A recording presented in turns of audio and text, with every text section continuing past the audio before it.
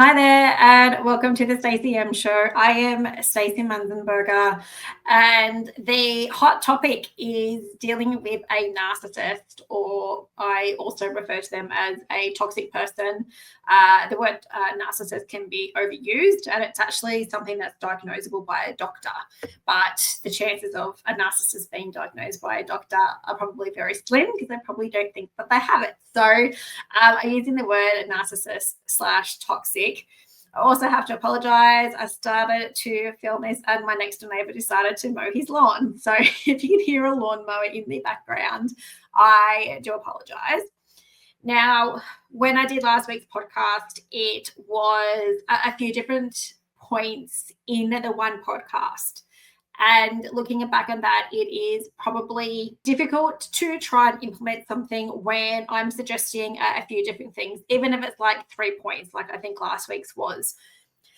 And I was going to do the same again today. But this time I thought I would just really break it up and give you one tip that may work, that you might want to implement, or you might want to vary it. I'll never tell you what you need to do. What I really want to do is just provide tips for you to see whether that's something that you might be able to use. So today I'm introducing you to the grey rock method, which is a method that can be used when you're dealing with somebody who is toxic/narcissistic. So I'm probably going to use the word toxic. Actually, I'll probably use them interchangeably. So I'm either going to refer to as a toxic person or a narcissistic person. Effectively, they're the same thing. And it might just be something to help you along your journey, whether you're going through a separation and you are dealing with a narcissistic lawyer, your ex's lawyer, somebody in the workplace, family member, whatever. So as I said, this is called the grey rock method. And as usual, I'm looking off to the side because I have my notes with me. So I do apologize if you are watching it on YouTube. So effectively, I want you to think of a grey rock. Now, if you are into rocks and you're a geologist, I do apologize, but let's assume that looking at a grey rock is boring. You kick along when you're walking. It's not something that really stands out as something really beautiful. Again, apologies to the rock lovers and the geologists, but work with me on this one. If a grey rock is something that's appealing to you, maybe think of something else. But effectively, this is called the grey rock method. So think of it as something that's boring. It's not interesting. That's exactly what we're trying to aim for when we're dealing with somebody who is a narcissistic trait or toxic. So it's not about being rude or mean. It's just becoming so uninteresting that they hopefully lose interest or start to lose interest in pushing your emotional buttons. That's what they're after. They're after an emotional response. So they will say something, you will respond, and then you will probably respond at a level that could be seen as attacking, and they're going to grab that and go, oh, Stacy was so mean to me, and she's just yelled my head off for like no apparent reason. She's so mean, so they're getting, that's a response that they want. So that's a whole thing that they're trying to do. They're trying to make them perceive themselves that they are the ones that are being hard done by and that they're attacked, and you're so mean and you're the most horrible person thing on the earth. That's what they're craving. So the meaning behind the grey rock method is that you don't give them what they want.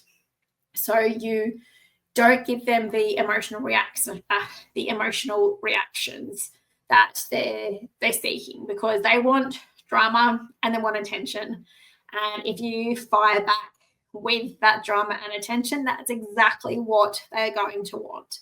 Now, I know it's easier said than done. I'm not saying that this is going to be easy, but it might be something that you can just be mindful of when you are interacting with, whoever that person is that's trying to get that emotional response from you. So I know sometimes you can open your mouth and then you've said it before you've realized that you've said it.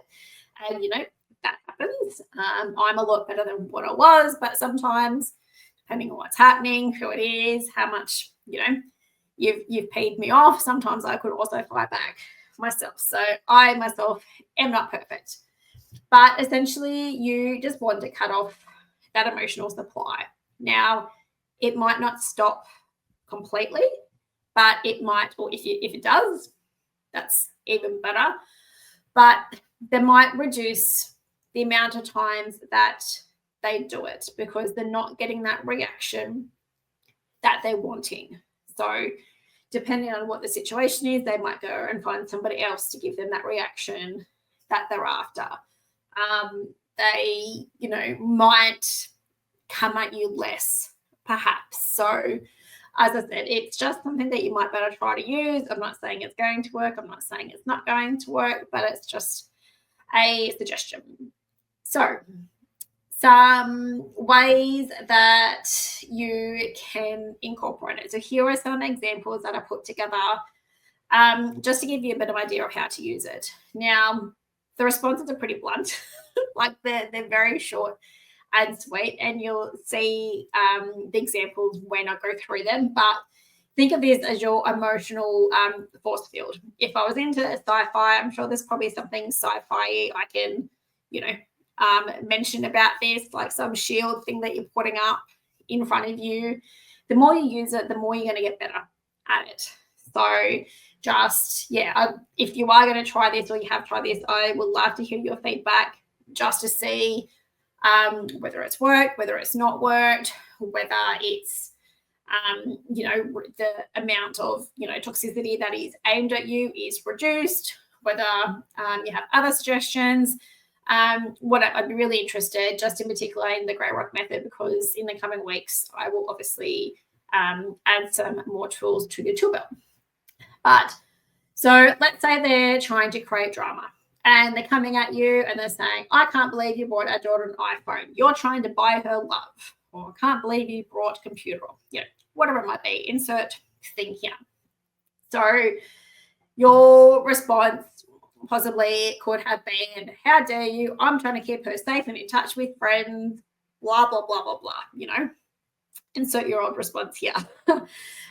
What you want your Grey Rock response to me, it's like the phone's been purchased. Full stop. Or it's to keep her safe in case she needs to reach us. Or it's so we know that she's safe, he's safe, whatever it might be.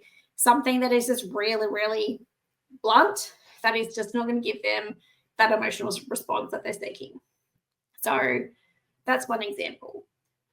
Another example might be when they are trying to fish for information. So it might be, so Sarah told me that you're seeing somebody else. Tell me about them. I'm using names. Obviously, insert your own children's name in here. Your response might have been, that's none of your business. Stop interrogating our daughter. That's not right. Grow up. Whatever that response was. Your response under the Grey Rock method might be simple as, the children's wellbeing is my focus. I'm not commenting on this. It has nothing to do with you. Don't involve our daughter in this. Just something, again, that's just really blunt. And again, not giving them that emotional response that they're wanting, because if you give them that emotional response that they're wanting, they're just going to come at you again, and then you're going to go again, and it's just going to keep escalating, and that's just not good for your mental health. So you can't control what they're going to do, what they're going to say. You can only control yourself and how you react and what you're going to say in those circumstances, right? So another one might be when they're starting to criticize you for something. So they might be saying, your house is a mess. No wonder the kids prefer to stay with me. Your old response might have been, you have no right to judge my home. The kids are happy here. You have them, one day a fortnight. I have them, blah, blah, blah, blah, blah, emotional response, attacked back. You might just say, look, see you at 3 when you pick them up. See you at Tuesday at 3 when you pick them up. Again, just something really, really blunt. Don't give them that emotional response that they're seeking. when they're trying to bait you for something. So this is probably where they're really, really trying to get your reaction.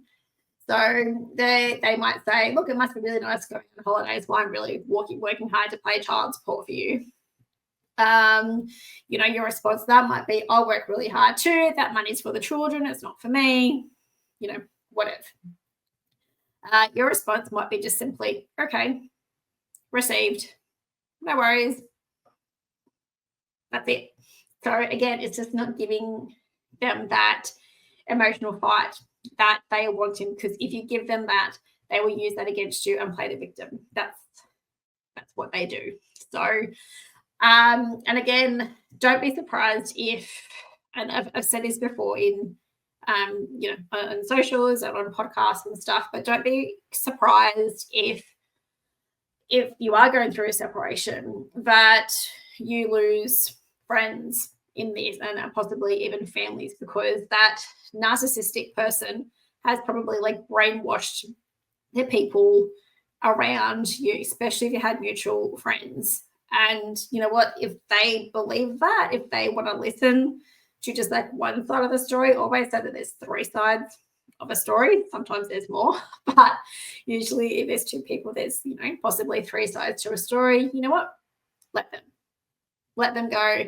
If that's the way the cookie is going to crumble, then they are not your people. Go find people who will support you, and hopefully you have that in your support network anyway. So even if they've been part of your life for a very long time, if that's what their choice is, you know what, let them. Yes, it might be really lonely. Yes, it might be really upsetting, and there might be a grief process if you're going through that with people you've known for a very long time. But if they're just going to go straight to believing what that person is saying, it's okay, well, you're not my friend anyway. You're not who I thought you were. I don't need you in my life. I don't need you running back to my ex saying all this crap. So don't be surprised if that happens, but you know what, just let them, and find your own crew. The mistakes to avoid when you are trying to not respond with with emotion, I suppose. So you don't need to explain yourself. So if they're coming at you with something, you don't need to explain yourself. You don't need to defend your actions. You don't need to justify yourself. Just make it as short and sweet as possible, so they're not getting the reaction that they want. You don't need to share personal information unless, obviously, of course, it's a matter of disclosure. You need it for your divorce or your separation. That will be shared with your lawyer anyway, probably. Try not to engage in emotional topics. Again, if something comes up, short, sweet, blunt, they would not like it. So, you might want to use it, during handover. So again, if they're coming at you saying your house is a mess, you haven't mowed the lawn, whatever it might be, just noted. Or you might just want to ignore it and go, yep, so kids have a great time. I'll see you whenever. You're just not giving them that bait that they're fishing for. In a text message, you might want to respond really blunt. When I'm saying blunt, I just mean you're not responding with the emotion that they're expecting back. If you struggle, there is ChatGPT and other, AI things that are free. You might want to type your response into that to take the emotion out of it, perhaps. And if you have that emotion there, sometimes I type things out. I don't put a to, so usually it's on email because I'm at my computer so much, or sometimes it could just be a Word document. You might just want to type it out, write it out, so it's out, and then delete it, rip it, whatever it might be. At a school event, you're there for the kids. If you're at school, you're not there to create drama or anything like that. If you think that it's going to be impossible to kind of sit near each other or whatever, don't sit near each other. Sit apart. So you're not running the risk of something happening if you are sitting together, and you want to enjoy while you're there. You don't want to be kind of having to come up with these short, blunt responses. You don't want them to be in your ear about something that's got nothing to do with what the reason that you're at school. So if that can't happen, just sit apart. There is nothing there saying that you have to sit together. Yeah, and in necessary phone calls as well. So, you know, face-to-face text, anything like that is where you could use that grey rock method. When not to use it, probably don't use it with your support system. You hopefully have established your support system, and they're the people that have stuck by you, are sticking by you, or helping you through this transition. So you probably don't want those really blunt, short responses with them, because that might not sit well. And they probably don't deserve them, in that they're probably not attacking you like this other person may be. So you probably find that you won't be needing it in that situation anyway. You definitely don't want to use it with your children. So it's always meant to be in the best interest of the children, but children can also be used as pawns, and I think that's really disgusting. So if that is, again, if you're using your kids as pawns to try and get at your ex, not the podcast for you, not the person for you. But hopefully you know that by now anyway. But yeah, your kids don't need those really short, blunt responses. They need to know that they're loved, and you know you're going to be there for them, not those short, blunt responses. In legal proceedings, you probably don't want to be doing that either. If you have managed to get to court, or you're with a lawyer or whatever, you probably don't want those short, blunt responses either. If you are dealing with a narcissistic lawyer, hopefully you're not, because hopefully I've given you enough information to pick a lawyer that aligns with your values. But if you do, you need to consider whether you want to continue on your relationship with that lawyer, or whether you should be stopping and finding somebody else. Bear in mind that if you do that, some practices do not take on transfer files. We are one of them.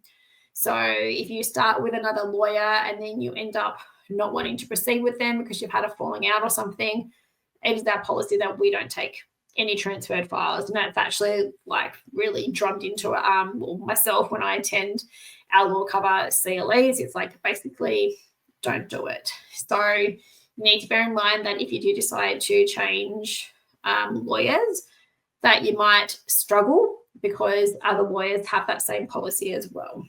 But hopefully you would have known early on whether your lawyer does have that narcissistic, toxic trait. But yes, lawyers, legal system, please don't use the grey rock method with that. And you probably don't want that with new relationships either. So I know that there's a pile of healing to do. You know, there's a grief process. There's so many things that can happen after a separation or a divorce, and it doesn't matter what side of that separation/divorce you're on, whether you initiated it, whether it was initiated for you. There will be probably a process that you will follow with grief, happiness, and it'll probably, wave up and down for a little while. But you probably don't want to start off a new relationship with those really blunt responses. If you find that you really do need to work on yourself first, which you probably do, especially if you've been in a long relationship, that's something that I can help with as well at StacyM. But you might want to consider doing that before you enter into a new relationship, so you're not falling into the same relationship to the one that you just left, because that could be possible as well. But yeah, grey rock method, probably not recommended for your new relationships. Just remember that this is just a tool. It's not a lifestyle. You don't have to do it. It might be something that you incorporate across the board. It might be you have a shitty next door neighbor or a work colleague, or it doesn't even have to be an ex, or you're soon to be ex-husband, wife. It's another tool that you can add to your tool belt if you feel comfortable using it, right? Make sure that you have that outlet for emotions. So how I said before, whether you type something, whether you write something, sometimes people write something and scrunch it, rip it, set it on fire. You might want to do boxing, you might want to do CrossFit, exercise, go for a run. That could be where you get your emotions out. You also have therapists, psychs, counselors, and things like that as well. You might want to journal if journaling's your thing. Not quite my thing, but maybe journaling something that you can incorporate for your emotions as well. Make sure you stay connected with that support system as well. So we've touched on that already. So you have hopefully set up the right support system for you. Make sure that you keep in touch with them. I've mentioned like an 8-minute thing before as well. If you go through, I can post it below in the show notes, but, sending a text or an email to somebody saying, do you have 8 minutes? And, that's the key to go, cool. If that person's not all right, let's jump on a call in 10 minutes and, we can have a quick chat. So just make sure that you stay supported with your support system and stay connected with your support system. And if you find that they're not the right support system for you, then you probably need to make sure that you find somebody who is the right person for your support system. And again, I've already mentioned that, but just consider therapy. So, I have the hypnotherapy and the RTT therapy side. I have the divorce coaching side. You might have a site here. You might want a counselor. Consider things like that as well to just vent what you're thinking, what you're feeling. So remember, it's not necessarily about being cold in your responses. I was using the word blunt, but it's just short and sweet responses. You're not meant to be cold. It's just more you being strategic with what those responses are. So you're not giving them that emotional response that they're seeking. So then they become the victim and, you're the worst person in the world. And they'll probably tell their lawyer, and then you'll probably get a letter from their lawyers, saying how bad your attitude was, and, they'll try and affect your property settlement or, your parenting agreement or something like that. It's also not necessarily about winning. So people say, I won in my divorce, I lost in my divorce.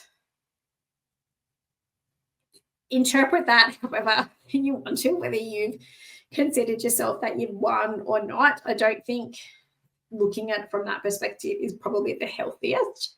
Look at it as if it's just about peace.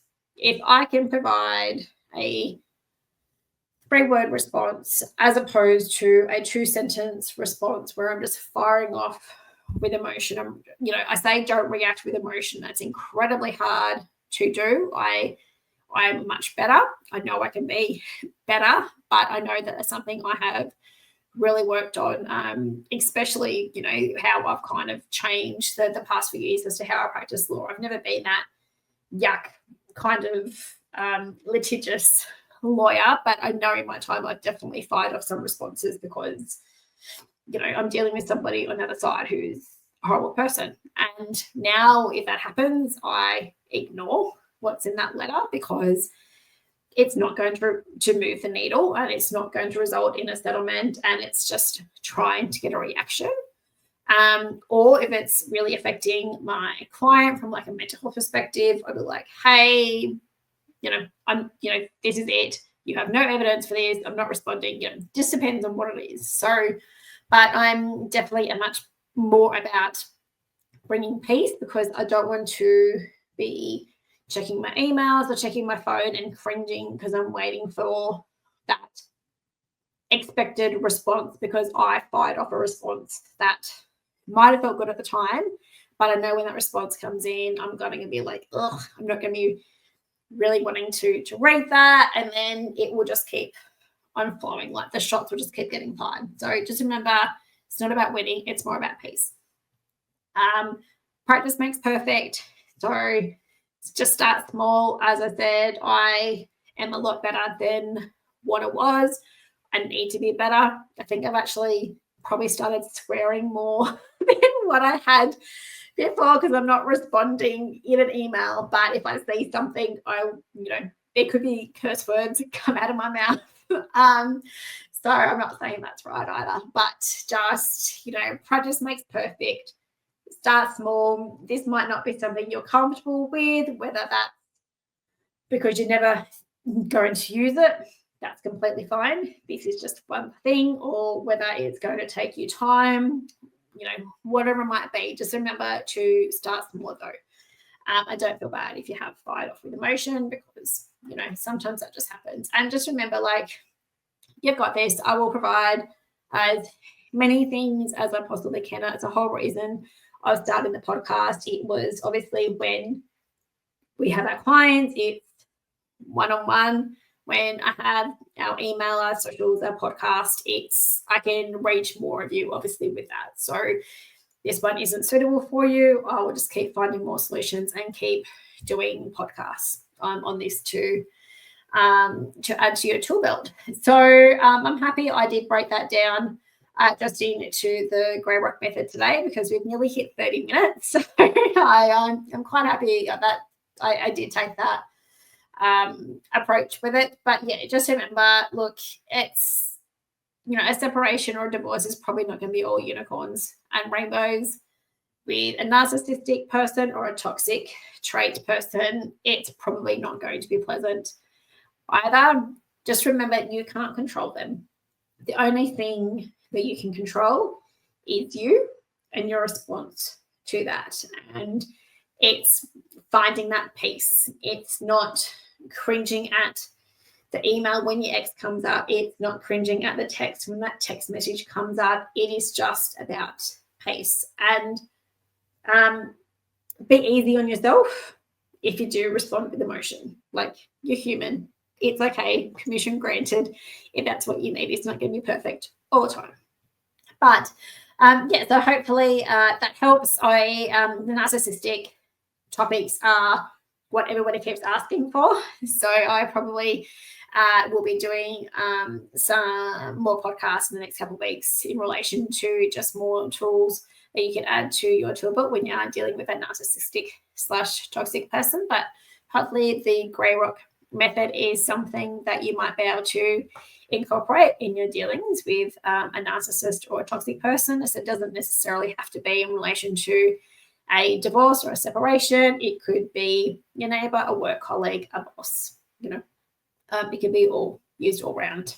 So, I might even teach my kids about this too. If you kind of get that kid in the playground that's wanting that response, it might be something that the kids can use as well. Just instead of teaching them to fire back as well, I'll probably go through this with my girls. Hey, if someone's trying to get that response from you, maybe this is something that you can, incorporate into your response. So they're not getting that response that they're after, and then hopefully they leave you alone. So other than that, I don't think there was any other tips.